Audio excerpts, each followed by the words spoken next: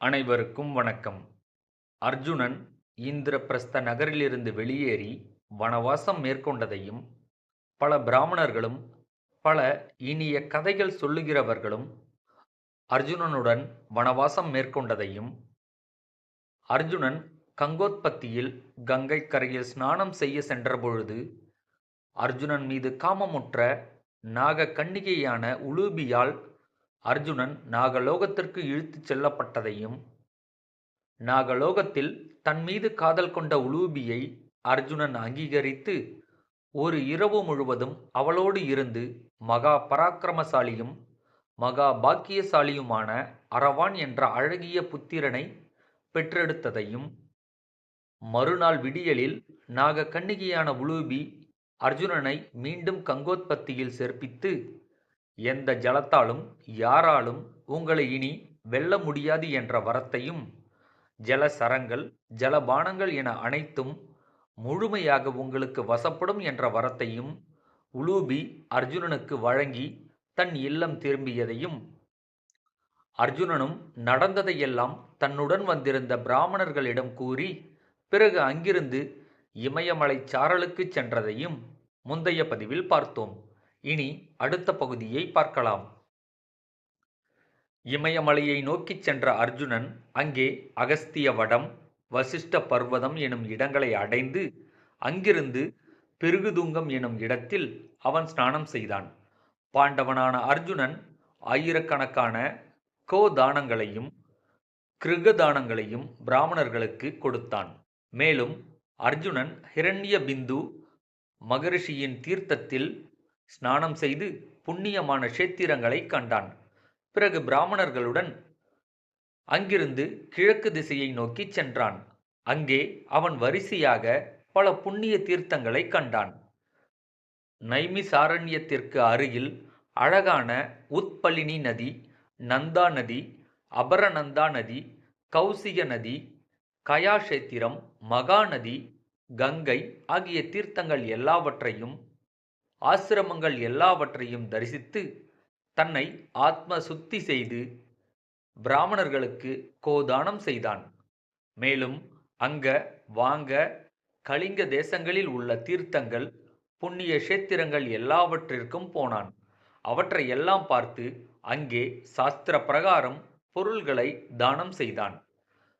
அர்ஜுனனோடு பின் சென்ற பிராமணர்கள் கலிங்க தேசத்தின் ஆரம்பத்திலேயே அர்ஜுனனுக்கு விடை கொடுத்து திரும்பிச் சென்றனர். குந்தி புத்திரனும் சூரனுமாகிய அந்த தனஞ்சயன் அவர்களால் விடை கொடுக்க பெற்று சில துணைவருடன் கடற்கரைக்கு சென்றான். சமர்த்தனான அர்ஜுனன் கலிங்க தேசத்தை தாண்டி அழகான தேவ ஆலயங்களையும் மாளிகைகளையும் பார்த்து கொண்டே சென்றான். மகா பலசாலியான அவன் ரிஷிகளால் சோபிக்கின்ற மகேந்திர பர்வதத்தை கண்டு அதன் பிறகு கோதாவரியில் ஸ்நானம் செய்து அதை தாண்டி சமுத்திர சங்கமத்தில் பிரசித்தி பெற்ற காவேரியை அடைந்து அதிலும் ஸ்நானம் செய்து தேவரிஷி பிதிர் தர்ப்பணம் செய்து சமுத்திர கரையிலேயே இருக்கும் மணலூர் எனும் இடத்திற்கு வந்து சேர்ந்தான். சிறந்த கைகளையுடைய அர்ஜுனன் அவ்விடத்தில் உள்ள புண்ணிய தீர்த்தங்களையும் தேவ ஆலயங்களையும் அடைந்து பிறகு தர்மம் தெரிந்தவனான சித்திரவாகனன் என்ற மணலூர் அரசனிடம் சென்றான். அந்த அரசனுக்கு சித்திராங்கதை எனும் காட்சிக்கு இனிய பெண் ஒருத்தி இருந்தாள். அந்த பட்டணத்தில் அவள் தன் இச்சைப்படி சஞ்சரிப்பதை அர்ஜுனன் கண்டான். சிறந்த பெண்ணாகிய அந்த சித்திரவாகனன் மகளை பார்த்த மாத்திரத்திலேயே அர்ஜுனன் மிகுந்த விருப்பமுற்றான். அந்த சித்திரவாகன அரசனிடம் சென்று, மகாராஜாவே, மகா ஆத்மாவும் சத்திரியனுமாகிய எனக்கு இந்த பெண்ணை கொடு என்று தன் விருப்பத்தை தெரிவித்தான். அந்த அரசன் அதை கேட்டு, நீ யாருடைய புதல்வன், உனது பெயர் என்ன என்று கேட்க, நான் பாண்டவன், குந்தி புத்திரனான தனஞ்சயன் என்று அர்ஜுனன் அவனுக்கு மறுமொழி கூறினான். அதை கேட்ட அந்த அரசன் மிகவும் மகிழ்ந்து அர்ஜுனனை பார்த்து மிகவும் பிரியமாக பேசத் தொடங்கினான்.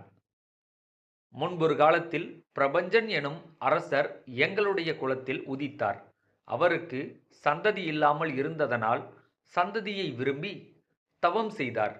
அர்ஜுனரே, அவருடைய உக்கிரமான தவத்தினால் தேவர்களுக்கு தேவரும் பினாகம் எனும் தனுசை தரித்தவரும் உமாபதியுமாகிய சங்கரர் மிகுந்த மகிழ்ச்சி அடைந்தார்.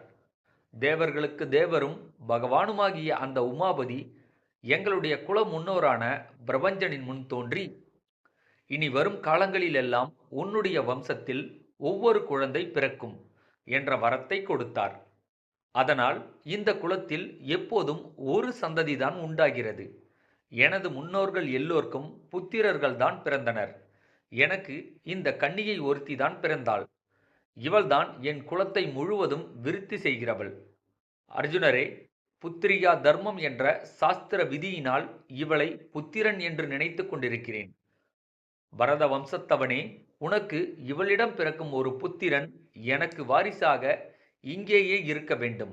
அவன் இங்கே இருந்து என் சந்ததியை விருத்தி பண்ணுகிறவனாக இருக்க வேண்டும். இந்த உடன்பாட்டை நீங்கள் ஏற்றுக்கொண்டால் எனது மகளை நீங்கள் தாராளமாக விவாகம் செய்து கொள்ளலாம் என்று கூறி முடித்தார்.